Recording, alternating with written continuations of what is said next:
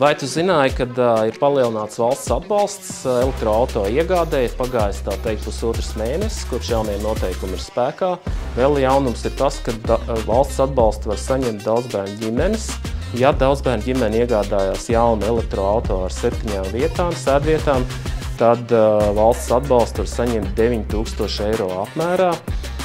Tātad, ja iegādājās lietotu elektroauto ar 7 sēdvietām, tad valsts atbalstu var saņemt 6750 eiro apmērā.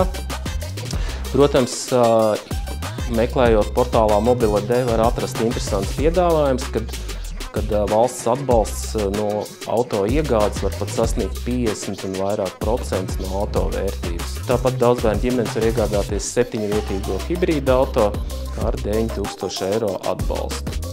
Un tāpat tās interesanti ir tas, ka palielināts valsts atbalsts daudzbērnu ģimenēm arī 5-vietīgam auto, iegādājoties parastu elektroauto ar 5 sēdvietām. Daudzbērnu ģimene saņems 5000 eiro atbalstu. Jādara, lai iegādātos elektroauto ar valsts atbalstu, būtībā ir jāizvēlās jauns vai mazlietots elektroauto portālā Mobile.de, un pārējo izdarīsim mēs.